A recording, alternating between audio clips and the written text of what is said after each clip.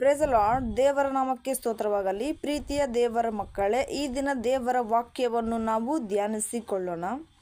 ಪೇತ್ರನು ಬರೆದ ಮೊದಲನೆಯ ಪತ್ರಿಕೆ 1ನೇ ಅಧ್ಯಾಯ 12ನೇ ವಚನ. ಈ ಸಂಗತಿಗಳನ್ನು ಮುಂತಿಳಿಸುವುದರಲ್ಲಿ ತಮಗೋಸ್ಕರವಲ್ಲ, ನಿಮಗೋಸ್ಕರವೇ ಸೇವೆ ಮಾಡುವವರಾಗಿದ್ದಾರೆಂದು ಅವರಿಗೆ ಪ್ರಕಟವಾಯಿತು. ಅವರು ಮುಂದಾಗಿ ಹೇಳಿದ ಸಂಗತಿಗಳೇ ಈಗ ಸಂಭವಿಸಿದವು ಎಂಬ ವರ್ತಮಾನವು ಪರಲೋಕದಿಂದ ಕಳುಹಿಸಲ್ಪಟ್ಟ ಪವಿತ್ರಾತ್ಮನ ಬಲದಿಂದ ನಿಮಗೆ ಸುವಾರ್ತೆಯನ್ನು ಸಾರಿದವರ ಮೂಲಕ ನಿಮಗೆ ಪ್ರಸಿದ್ಧಿ ಮಾಡಲ್ಪಟ್ಟಿದೆ. ದೇವದೂತರಿಗೂ ಈ ಸಂಗತಿಗಳನ್ನು ಲಕ್ಷ್ಯವಿಟ್ಟು ನೋಡಬೇಕೆಂಬ ಅಪೇಕ್ಷೆ ಉಂಟು. ಹಲ್ಲೆಲೂಯಾ. ಸೊ ಪ್ರಿಯರೇ, ನಾವಿಲ್ಲಿ ಏನು ನೋಡ್ತಾ ಇದ್ದೇವೆ ಅಂತ ಹೇಳಿದ್ರೆ, ನಾವೀಗ ಒಂದು ಸುವಾರ್ತೆ ಸಾರ್ತಾ ಇದ್ದೇವೆ ಅಂತ ಹೇಳಿದ್ರೆ, ದೇವ ಜನರಾಗಲಿ ಯಾರೇ ಸೇವಕರಾಗಲಿ ಒಂದು ವಾಕ್ಯದ ಮುಖಾಂತರ ಸುವಾರ್ತೆ ಸಾರ್ತಾ ಇದ್ದೇವೆ ಅಂತ ಹೇಳಿದ್ರೆ, ಮೆಸೇಜ್ ಕೊಡ್ತಾ ಇದ್ದೇವೆ, ಸಂದೇಶ ಅಂತ ಹೇಳಿದ್ರೆ, ಸೊ ಅದು ನಮ್ಮ ಹಿತಕ್ಕಲ್ಲ ಅಂತೆ. ಹಲ್ಲೆಲೂಯಾ. ನಿಜ ಪ್ರಿಯರೇ, ಇದನ್ನು ನಿಜವಾಗ್ಲೂ ಹೇಳ್ತಿದ್ದಾನೆ, ಇದು ನಮಗೋಸ್ಕರವಲ್ಲ, ನಿಮಗೋಸ್ಕರ. ಯಾಕೆ ಅಂತ ಹೇಳಿದ್ರೆ, ನಾವು ತಿಳ್ಕೊಂಡಿದ್ದನ್ನು ನೀವು ತಿಳ್ಕೊಂಡು ಯೇಸುವಿನ ನಾಮದಲ್ಲಿ ಒಳ್ಳೆ ರೀತಿಯಿಂದಾಗಿ ನೀವು ಮಾರ್ಪಡಬೇಕೆಂಬುದೇ ಎಲ್ಲರ ಉದ್ದೇಶ ಆಗಿದೆ. ಹಲ್ಲೆಲೂಯಾ. ಯಾರ್ಯಾರು ಸುವಾರ್ತೆ ಸಾರ್ತಾರೆ ನೋಡ್ರಿ, ಸೊ ಪ್ರತಿಯೊಬ್ಬರು ಸುವಾರ್ತೆ ಸಾರುವುದು ಕೂಡ ಅವರಿಗೋಸ್ಕರ ಅಲ್ಲ ಪ್ರಿಯರೇ. ಹಲ್ಲೆಲೂಯಾ. ಅವರಿಗೆ ಆಶೀರ್ವಾದ ಬರುತ್ತೆ ಅಂತ ಆಗಲಿ ಅಲ್ಲ, ಅವ್ರಿಗೆ ಏನೋ ಒಂದು ಸಿಗುತ್ತೆ ಅಂತ ಅಲ್ಲ. ನೀವು ನಿಜವಾದ ಜೀವಿತವನ್ನು ತಿಳ್ಕೊಂಡು ದೇವರ ಕಡೆಗೆ ಸಂಪೂರ್ಣವಾಗಿ ತಿರುಗಿಕೊಳ್ಬೇಕೆಂಬುದೇ ಉದ್ದೇಶ. ಹಲ್ಲೆಲೂಯಾ. ಸೊ ಅದಕ್ಕಾಗಿಯೇ ಸೇವಕರು ಕೂಡ ಎದಕ್ಕೋಸ್ಕರ ಪ್ರಯಾಸ ಪಡ್ತಾರೆ ಅಂದರೆ ನಮ್ಮ ಹಿತಕ್ಕೋಸ್ಕರ. ಹಲ್ಲೆಲೂಯಾ. ಸೊ ಪ್ರಿಪ್ರೇಷನ್ ಪ್ರಾರ್ಥನೆಗೆ ಕರೀತಿರ್ತಾರೆ, ಉಪವಾಸ ಪ್ರಾರ್ಥನೆಗೆ ಕರಿತಿರ್ತಾರೆ, ಆರಾಧನೆಗೆ ಕರೀತಿರ್ತಾರೆ. ಆದರೆ ಕೆಲವೊಬ್ಬರು ಏನಾದ್ರು ಅಂತ ತಿಳ್ಕೊತೀರ ಗೊತ್ತಾ, ಏನಪ್ಪ ಇದು ತಲೆನೋವು, ವಾರದಲ್ಲಿ 2 ಸತಿ 3 ಸತಿ ಮಾಡಲೇಬೇಕಾ ಪ್ರಾರ್ಥನೆ? ಹಲ್ಲೆಲೂಯಾ. ಭಾನುವಾರ ಅಂತೂ ಇದೆ ಅಲ್ಲ, ಆ ವಾರ ಒಂದು ಮಾಡಿಕೊಂಡ್ರೆ ಸಾಗಲ್ಲ ಆರಾಧನೆ. ಏನಿದು ವಾರದಾಗೆ 2 ಸತಿ 3 ಸತಿ, 2 ದಿನ 3 ದಿನ 4 ದಿನ ಈ ಪಾಸ್ಟ್ರಿ ಮಾಡೋಕೆ ಬೇರೆ ಕೆಲಸ ಇಲ್ವೇನೋ ನೀವು ಅನ್ಕೊಳೋದು. ಹಲ್ಲೆಲೂಯಾ. ನಮಗೆ ನಿಜವಾಗ್ಲೂ ಹೇಳ್ಬೇಕಂದ್ರೆ ಇಲ್ಲಿ ದೇವರು ಕೊಟ್ಟಿರುವುದು ದೇವರ ಕೆಲಸವನ್ನು ಮಾತ್ರ ಮಾಡಬೇಕಂತ ಪ್ರಿಯರೇ. ಹಲ್ಲೆಲೂಯಾ. ನಮಗಿರುವ ಎಲ್ಲ ಕೆಲಸಗಳನ್ನು ನಾವು ಸೈಡಿಗೆ ಇಟ್ಬಿಟ್ಟು ಫಸ್ಟ್ ನಾವು ದೇವರಿಗೆ ಮೊದಲು ಪ್ರಾಯುಕ್ತೆ ಕೊಡಬೇಕು. ದೇವರಿಗೆ ಮೊದಲು ನಾವು ಸಮಯವನ್ನು ಕೊಡಬೇಕು. ದೇವರಿಗೆ ನಮ್ಮ ಸಮಯವನ್ನು ಫಸ್ಟು ಮೀಸಲಾಗಿಡಬೇಕು. ನಮಗೆ ಎಷ್ಟೇ ಕಷ್ಟದಲ್ಲಿದ್ದರೂ ಕೂಡ, ಯಾವ ಶೋಧನೆಯಲ್ಲಿ ನಾವು ಬಿದ್ದಿದ್ರೂ ಕೂಡ ನಾವು ಮೊದಲನೇ ಸ್ಥಾನ ದೇವರಿಗೆ ಕೊಡಬೇಕು ಪ್ರಿಯರೇ.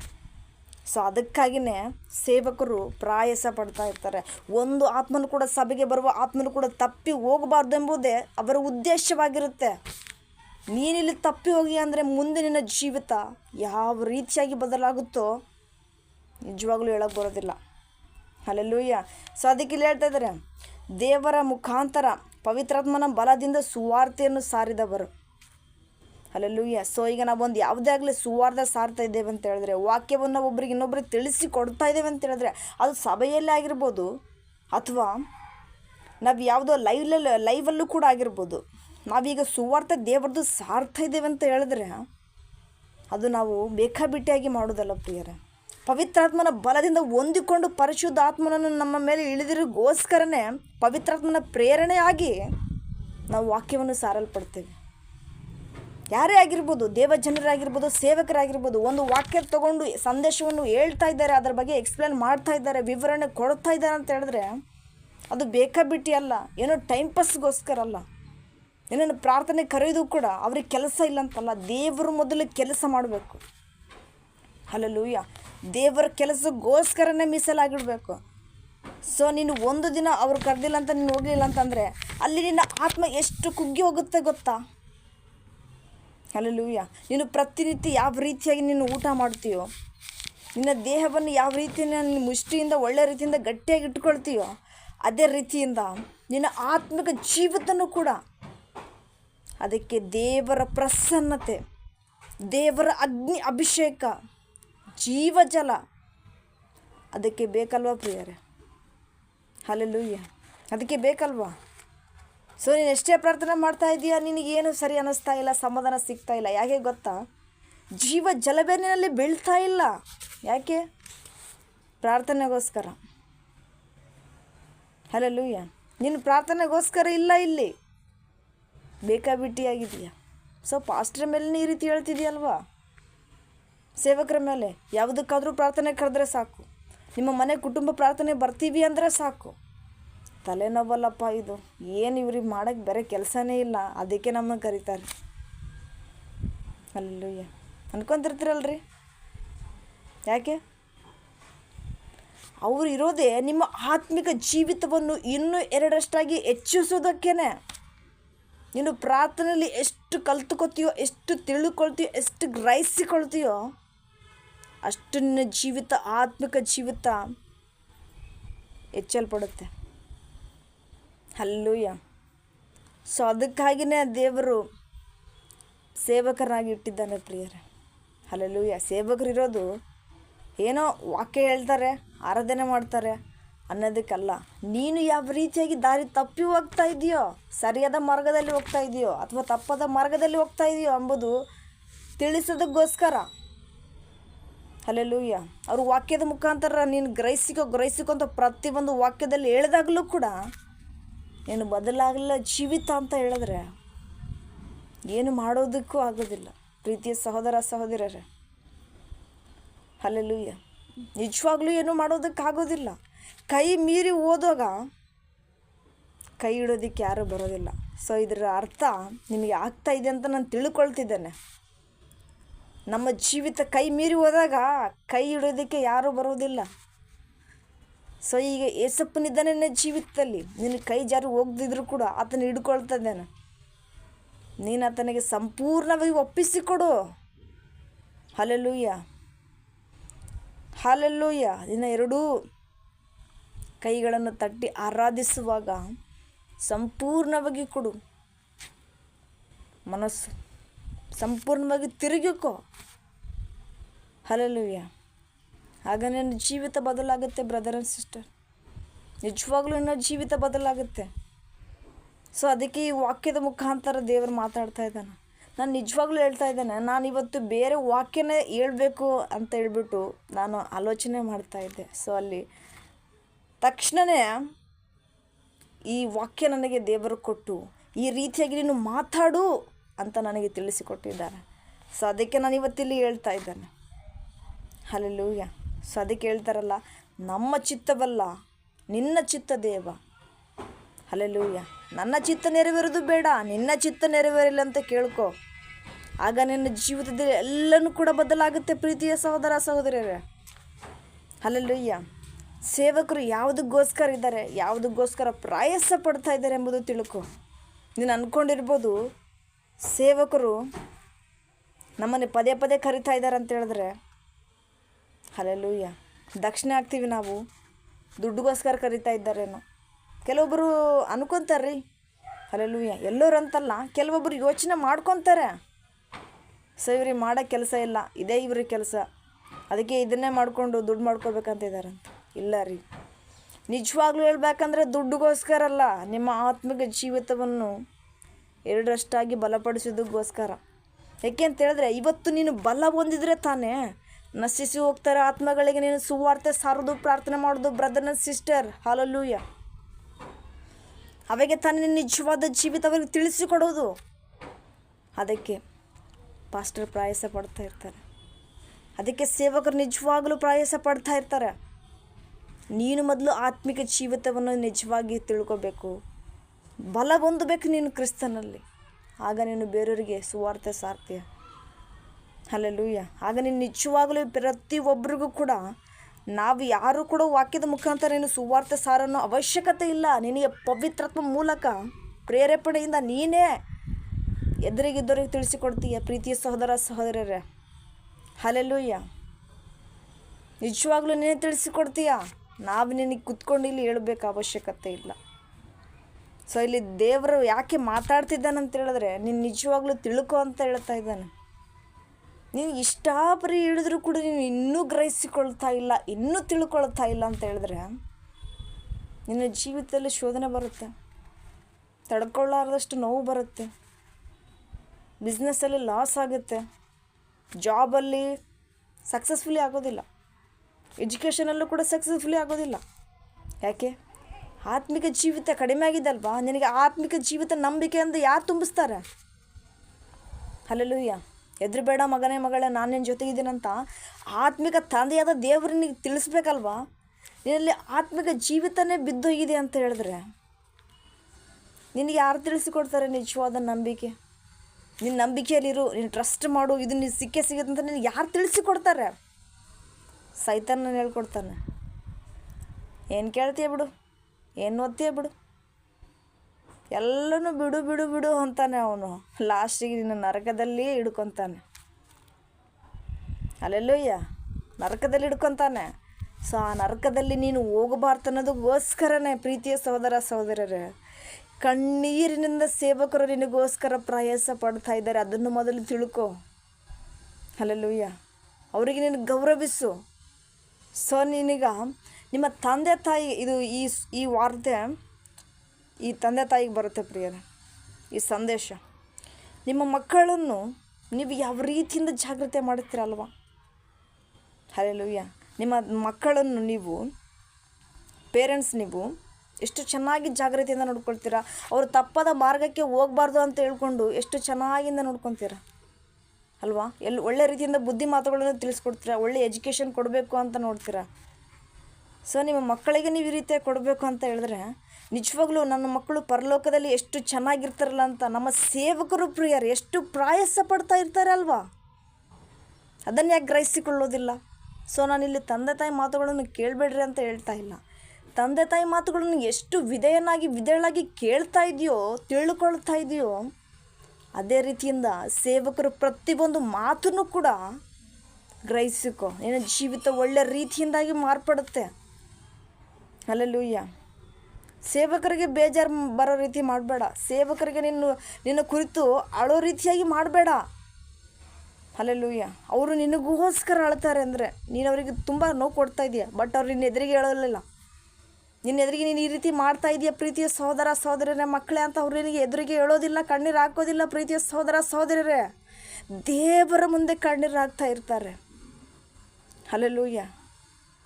ದೇವರ ಮುಂದೆ ಪವಿತ್ರಾತ್ಮನ ಮುಖಾಂತರ ಅವ್ರು ಕೇಳ್ಕೊತಾ ಇರ್ತಾರೆ. ಇವರು ನನಗೆ ಈ ರೀತಿಯಾಗಿ ಹೇಳ್ತಾ ಇದ್ದಾರೆ ದೇವ, ಅವರನ್ನು ಕ್ಷಮಿಸು ದೇವ ಅಂತ ನಿನಗೋಸ್ಕರ ಅವರು ಪ್ರಾರ್ಥನೆ ಮಾಡ್ತಿರ್ತಾರೆ ಗೊತ್ತಾ? ನೀನು ಅವ್ರು ನೋಡಿದ್ರೆ ಅಸಹ್ಯ ಪಟ್ಕೋಬೋದು, ಬೈಬೋದು. ಏನಪ್ಪ ಇವರು ಇಟ್ಟಿಟ್ಟಿಗೆ ಅದು ಮಾಡಂತಾರೆ, ಇದು ಮಾಡಂತಾರೆ. ನಮ್ಮಪ್ಪ ನಮ್ಮಮ್ಮನೇ ನನಗೆ ಹೇಳೋದಿಲ್ಲ. ಹಲ್ಲೆಲೂಯಾ. ನಮ್ಮಪ್ಪ ನಮ್ಮಮ್ಮನ ನನಗೆ ಇಷ್ಟಪರಿ ತುಳಿಸಿ ನನಗೆ ಏನೂ ಹೇಳ್ಕೊಡೋದಿಲ್ಲ. ನಾನು ಹೆಂಗನ ಇರಲಿ, ಲೈಫ್ ಎಂಜಾಯ್ ಮಾಡ್ಕೊಂಡು ಹೋಗ್ತೀನಿ. ಇವರೇ ನನ್ನನ್ನು ಕಟ್ಟಾಕ್ಬಿಟ್ಟಿದ್ದಾರಲ್ಲ ಅಂತ. ನೀನೇನು ಯಾಕೆ ಕಟ್ಟಾಕ್ತಾರೆ ಗೊತ್ತಾ? ಹಲ್ಲೆಲೂಯಾ. ನಾಳೆ ನೀನು ನರಕದಲ್ಲಿ ಹೋದ್ಮೇಲೆ ನಿಜವಾಗಲಂದ್ರು ನನ್ನ ಪಾಸ್ಟ್ರ್ ಮಾತ್ರ ಕೇಳಿದ್ರೆ ಎಷ್ಟೋ ಚೆನ್ನಾಗಿರ್ತಿತ್ತಲ್ಲಪ್ಪ ನನ್ನ ಸೇವಕರ ಮಾತಂತ ನೀನು ನೋವು ಪಡ್ತೀಯ. ಆ ನೋವು ಪಡಬಾರ್ದು. ಪರಲೋಕದಲ್ಲಿ ನೀನು ಎಂಜಾಯ್ ಮಾಡಬೇಕು. ಪರಲೋಕದಲ್ಲಿ ನೀನು ದೇವರನ್ನು ಕೊಂಡಾಡಬೇಕು. ಹಲ್ಲೆಲೂಯಾ. ಪರಲೋಕದಲ್ಲಿ ಕರ್ಕೊಂಡು ಏಸಪ್ಪನ ಎದುರಿಗೆ ಸಾಕ್ಷಿ ಹೇಳಬೇಕು ಸೇವಕರು. ನನ್ನ ಮಕ್ಕಳನ್ನು ಆತ್ಮಿಕ ಜೀವಿತದಲ್ಲಿ ಎಷ್ಟು ಹೆಚ್ಚಾಗಿ ಬೆಳೆಸಿದ್ದೇನೆ ದೇವಾ ಅಂತ ಅವ್ರು ಹೇಳಿದಾಗ ಎಷ್ಟೊಂದು ಸಂತೋಷ ಆಗುತ್ತೆ ಅಲ್ವಾ? ಹಲ್ಲೆಲೂಯಾ. ಗುರುಗಳನ್ನು ಮೀರಿಸೋ ಶಿಷ್ಯರಾಗಿ ಬೆಳೀರಿ. ನಿಜವಾಗ್ಲೂ ಅವ್ರಿಗೆ ಖುಷಿಯಾಗುತ್ತೆ ಪ್ರಿಯರೇ. ಅದನ್ನು ಬಿಟ್ಟು ಸೇವಕರಲ್ಲಿ ದುಃಖ ಬರೋ ರೀತಿ ನೀವು ನಡ್ಕೊಳ್ಬೇಡ್ರಿ. ಅವರ ಮಾತುಗಳನ್ನು ಕೇಳ್ರಿ. ಹಲ್ಲೆಲೂಯಾ. ಅವರು ನಿಮಗೆ ಅಣ್ಣ ಆಗ್ತಾರೆ, ಅಪ್ಪ ಆಗ್ತಾರೆ, ನಿಮಗೆ ಬೆಸ್ಟ್ ಫ್ರೆಂಡ್ ಆಗ್ತಾರೆ. ನಿಜವಾಗ್ಲೂ ಅಂದರು ನೀವು ಅವರನ್ನು ಎಷ್ಟು ತಿಳ್ಕೊತಿರೋ ಅಷ್ಟು ಅನ್ಯೋನ್ಯತೆಯಿಂದ, ಅಷ್ಟು ಒಳ್ಳೆಯ ಸಂಬಂಧದಿಂದ ನಿಮ್ಮ ಜೊತೆಗಿರ್ತಾರೆ ಪ್ರಿಯರೇ. ಹಲ್ಲೆಲೂಯಾ. ಅದನ್ನು ಬಿಟ್ಟು ಅವರಿಗೆ ದುಃಖ ಬರೋ ರೀತಿಯಾಗಿ ಮಾಡಿದ್ರೆ ನಿಜವಾಗ್ಲೂ ನಿಮಗೆ ದೇವರು ಕೂಡ ಫಲ ಕೊಡೋದಕ್ಕೆ ಹಿಂದೆ ಮುಂದೆ ನೋಡ್ತಾರೆ. ಯಾಕೆ ಗೊತ್ತಾ? ನನ್ನ ಮಗನಿಗೆ ದುಃಖ ಬರೆಸ್ತಾ ಇದ್ದೀರ, ಅಲ್ಲಿ ನನ್ನ ಸೇವೆ ಮಾಡೋಕ್ಕೆ ಹೋದವನಿಗೆ ನೀವು ದುಃಖ ಬರೆಸ್ತಾ ಇದ್ದೀರಾ. ನಿನಗೆ ಯಾವ ರೀತಿಯಾಗಿ ನನ್ನ ಫಲ ಕೊಡಲಿ, ನಿನ್ನ ಯಾವ ರೀತಿಯಾಗಿ ನನ್ನ ಆತ್ಮಿಕ ಜೀವಿತದಲ್ಲಿ ಬೆಳೆಸಲಿ ಅಂತ ದೇವರು ಯೋಚನೆ ಮಾಡ್ತಾ ಇರ್ತಾನೆ ಗೊತ್ತಾ brother and sister? Hallelujah. So ಅದಕ್ಕೆ ನಿಜವಾದ ಜೀವಿತ ತಿಳ್ಕೊಳ್ರಿ. ಸೇವಕರಿಗೆ ವಿಧೇಯರಾಗಿರ್ರಿ. ನಿಮ್ಮ ತಂದೆ ತಾಯಿಗಳಿಗೂ ಕೂಡ ವಿಧೇಯರಾಗಿರ್ರಿ. ಹಲ್ಲೆಲೂಯಾ. ಪ್ರತಿಯೊಂದಕ್ಕೂ ಕೂಡ ಹಲ್ಲೆಲೂಯಾ. ಪ್ರತಿಯೊಂದು ವಿಷಯಕ್ಕೂ ಕೂಡ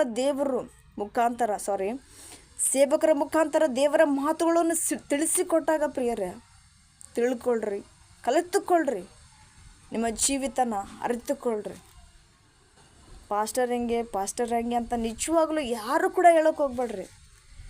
ಯಾರೇ ಸೇವಕರಾದರೂ ಕೂಡ ನಿಮಗೋಸ್ಕರ ಪ್ರಯಾಸ ಪಡ್ತಾರೆ ಹೊರತು ಅವರ ಜೀವಿತಕ್ಕೋಸ್ಕರ, ಅವರ ಫ್ಯಾಮಿಲಿಗೋಸ್ಕರ ಇಲ್ಲಿ ಪ್ರಯಾಸ ಪಡೋದಿಲ್ಲ ಪ್ರೀತಿಯ ಸಹೋದರ ಸಹೋದರರೇ. ಹಲ್ಲೆಲೂಯ್ಯ. ಆತ್ಮಿಕ ಜೀವಿತ ಕಡಿಮೆ ಆಗ್ತಾ ಇದೆ, ಪ್ರಾರ್ಥನೆಯಲ್ಲಿ ಸರಿಗೆ ಆಗ್ತಾ ಇಲ್ಲ ಅಂತ ಹೇಳ್ಬಿಟ್ಟು ನೀನು ಹೋಗ್ಬೇಕು ಬೇರೆ ಸಭೆಯಲ್ಲಿ. ಸೊ ಅವ್ರಿಗೆ ಎಷ್ಟು ದುಃಖ ಪಡ್ತಾರೆ ಗೊತ್ತಾ ನಿನ್ನ ಕುರಿತು. ಹಲ್ಲೆಲೂಯ್ಯ. ಅವರಿಗೆ ಎಷ್ಟೊಂದು ನೋವಾಗುತ್ತೆ ಗೊತ್ತಾ, ನಾನು ಏನೋ ಕಡಿಮೆ ಮಾಡಿದ್ದೀನೇನೋ, ಹಲ್ಲೆಲೂಯ್ಯ, ನನ್ನ ಆರಾಧನೆ ಚೆನ್ನಾಗಿಲ್ವೇನೋ, ನನಗೆ ಪರಿಶುದ್ಧಾತ್ಮ ಇಲ್ವೇನೋ ಅಂತ ಅವ್ರು ಎಷ್ಟು ನೋವು ಪಡ್ತಾ ಇರ್ತಾರೆ ಗೊತ್ತಾ. ಹಲ್ಲೆಲೂಯ್ಯ. ಅವರಿಗೆ ಆಗ ದೇವರು ಪವಿತ್ರಾತ್ಮ ಮುಖಾಂತರ ತಿಳಿಸಿಕೊಡ್ತಾನೆ, ಮಗನೇ ನೀನು ಯಾಕೆ ಅಳ್ತಾ ಇದ್ದೀಯ, ನೀನೇನೆಂಬುದು ನನಗೆ ಗೊತ್ತು, ನಾನು ನಿನ್ನ ತಿಳ್ಕೊಂಡೀನಿ ಅಂತ ಹೇಳಿದಾಗ ಅವರು ಪ್ರಾರ್ಥನೆಯಲ್ಲಿ ದೇವರವ್ರ ಜೊತೆ ಮಾತಾಡಿದಾಗ ಅವ್ರು ಸಮಾಧಾನ ಪಡ್ತಾರೆ. ಅಲ್ಲಿವರೆಗೂ ಅವರು ಎಷ್ಟು ದುಃಖದಲ್ಲಿರ್ತಾರೆ ಗೊತ್ತಾ.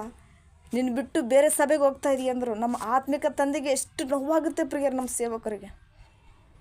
ಹಲ್ಲೆಲೂಯ್ಯ. ಸೊ ಅದಕ್ಕೆ ನಾವು ಸೇವಕರನ್ನ ಯಾವತ್ತಿಗೂ ದುಃಖ ಪಡಿಸೋದು ಬೇಡ, ಸಂತೋಷ ಪಡಲಿ, ನಮ್ಮಿಂದ ಅವ್ರು ಖುಷಿ ಪಡಲಿ, ನಮ್ಮಿಂದ ಅವ್ರು ದುಃಖ ಪಡೋದು ಬೇಡ ಪ್ರಿಯರೇ. ಹಲ್ಲೆಲೂಯ್ಯ. ನಮ್ಮಿಂದ ಅವ್ರು ದುಃಖ ಪಡೋದು ಬೇಡ, ಸಂತೋಷ ಪಡಲಿ. ಅವ್ರಿಗೋಸ್ಕರ ಪ್ರಾರ್ಥನೆ ಮಾಡಿರಿ, ಅವ್ರಿಗೋಸ್ಕರ ಕೇಳ್ಕೊಳ್ರಿ. ಅದನ್ನು ಬಿಟ್ಟು ಹಿಂದೆ ಮುಂದೆ ಮಾತಾಡೋಕ್ಕೆ ಹೋಗ್ಬೇಡ್ರಿ. ಯಾಕೆಂದರೆ ಅವ್ರು ಇರೋದೇ ದೇವರ ಸೇವೆಗೋಸ್ಕರ.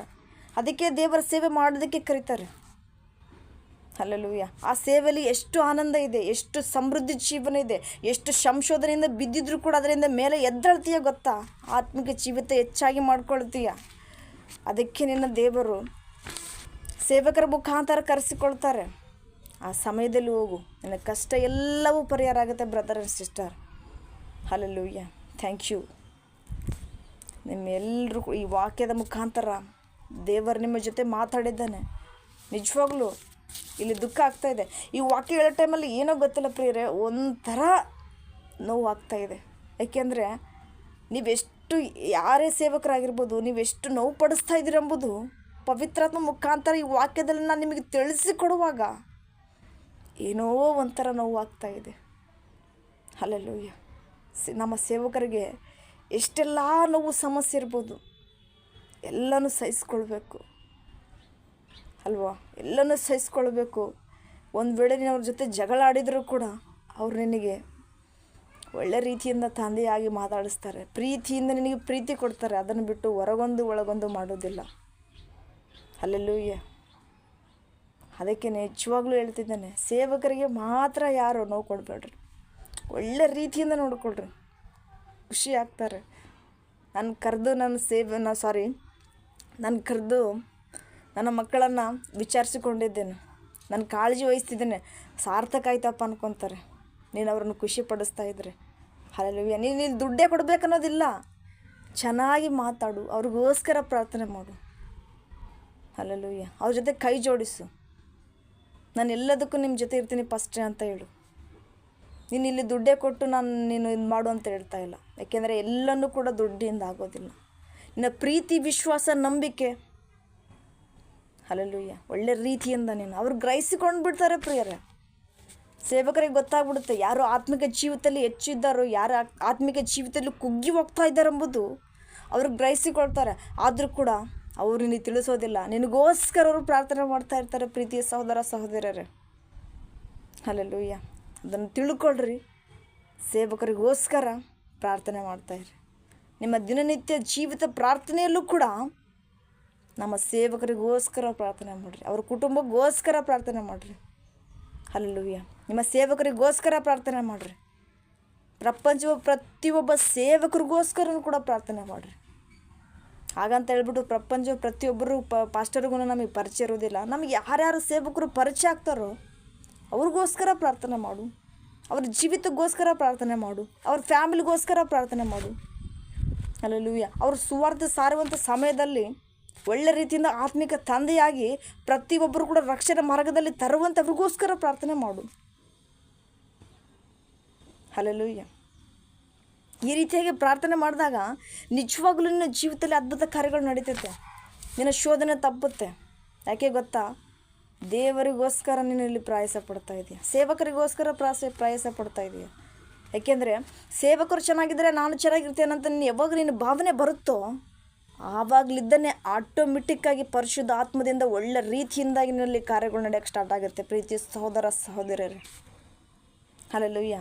ನೀನು ರಿಚ್ಚೇ ಇರ್ಬೋದು, ಪೂರೇ ಇರ್ಬೋದು, ಬಡವನೇ ಇರ್ಬೋದು, ಶ್ರೀಮಂತನೇ ಇರ್ಬೋದು. ಇಲ್ಲಿ ನಿನ್ನ ಸ್ಟೇಟಸ್ ನೋಡೋದಿಲ್ಲ, ನಿನ್ನ ಆತ್ಮಿಕ ಜೀವಿತವನ್ನು ನೋಡ್ತಾರೆ. ಅದನ್ನು ಗ್ರಹಿಸಿಕೊ. ಹಲ್ಲೆಲೂಯಾ. ಸೊ ಈ ವಾಕ್ಯದ ಮುಖಾಂತರ ನಿಮ್ಮೆಲ್ಲರೊಟ್ಟಿಗೆ ದೇವರು ಮಾತಾಡಿದ್ದಕ್ಕಾಗಿ, ನನ್ನೊಟ್ಟಿಗೂ ಕೂಡ ಮಾತಾಡಿದ್ದಕ್ಕಾಗಿ ಥ್ಯಾಂಕ್ ಯು ಲಾರ್ಡ್ ಜೀಸಸ್. ನಿಮ್ಮೆಲ್ಲರನ್ನು ದೇವರು ಆಶೀರ್ವದಿಸಲಿ ಪ್ರಿಯರೇ. Thank you all to my God bless you. Amen.